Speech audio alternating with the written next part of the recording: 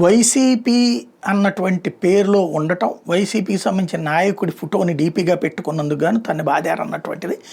ఇప్పుడు ఒక కుర్రోడు హైకోర్టుకు వెళ్ళడం, హైకోర్టు ఆ పోలీసులకు సంబంధించిన సీసీటీవీ ఫుటేజ్ని ఆపమని, ఎవరికి అది డిలీట్ చేయొద్దు అని ఆదేశించడం సంచలనం సృష్టించింది.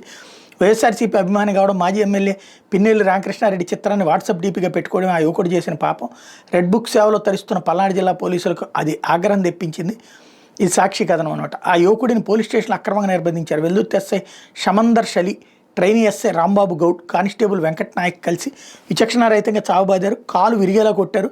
తీవ్ర గాయాల పాలైన బాధితుడు దీన్ని డీజీపీ జిల్లా ఎస్పీ దృష్టికి తేవడంతో మరింత రెచ్చిపోయిన వెల్దుర్తి పోలీసులు బెదిరింపులకు దిగారు. దీన్ని భరించలేక బాధితుడు పొనుగంటి నాగిరెడ్డి హైకోర్టును ఆశ్రయించారు. తన కస్టడీలో తీవ్రంగా హింసించిన పోలీసులపై శాఖాపరమైన చర్యలకు ఆదేశించడంతో పాటు బాధ్యుల మీద చట్ట ప్రకారం చర్యలు తీసుకున్న డీజీపీ ఎస్పీని ఆదేశించాలని అభ్యర్థితో అత్యవసరంగా లంచ్ మోషన్ రూపంలో పిటిషన్ దాఖలు చేశారు. పిటిషన్పై స్పందించిన హైకోర్టు ఈ నెల 12వ తేదీ నుంచి 14వ తేదీ వరకు వెల్దుర్తి పోలీస్ స్టేషన్లోని సీసీటీవీ ఫుటేజ్ని భద్రపరచాలని ఎస్హెచ్ఓని ఆదేశించింది. పిటిషనర్ వింతపత్రాన్ని పరిగణలోకి తీసుకుని చట్ట ప్రకారం తగిన నిర్ణయం తీసుకోవాలని డీజీపీని ఆదేశించింది.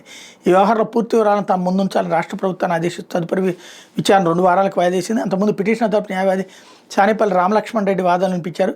Veldurthi police station trainee SI Rambabu Goud ఈ నెల 12వ తేదీ ఉదయం 9 గంటలకు పిటిషనర్ నాగిరెడ్డిని ఇంటించి పోలీస్ స్టేషన్ తీసుకెళ్లారు.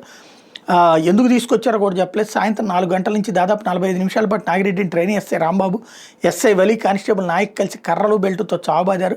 కాళ్ళు చేతులు మెలిపెట్టి అదే పనిగా కొట్టారు.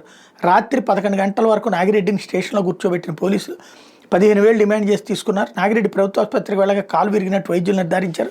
అనంతరం మళ్లీ స్టేషన్కి రప్పించి కూర్చోబెట్టారు. హైకోర్టు పిటిషన్ దాఖలు చేసిన తర్వాత పిటిషనర్ నాగిరెడ్డి తల్లిదండ్రులని కూడా పోలీసులు బెదిరించారు. ఈ నెల 12 నుంచి 14వ తేదీ వరకు వెల్దుర్తి పోలీస్ స్టేషన్ సీసీటీవీ ఫుటేజ్ని పరిశీలిస్తే వాస్తవాలు వెలుగులోకి వస్తాయి. బాధితుడు వింతపత్రాన్ని పరిగణలోకి తీసుకునేలా డీజీపీని ఆదేశించాలని రామలక్ష్మారెడ్డి హైకోర్టు అభ్యర్థించారు. పోలీసుల తరపున హోంశాఖ న్యాయవాది ఏ జయంతి వాదనలు వినిపిస్తూ నాగిరెడ్డి బైక్ పై నుంచి పడి కాలు విరగొట్టుకున్నాడని, ఇందులో పోలీసులకు ఎట్లాంటి సంబంధం లేదని ప్రకటించడం అన్నది ఇక్కడ కీ పాయింట్.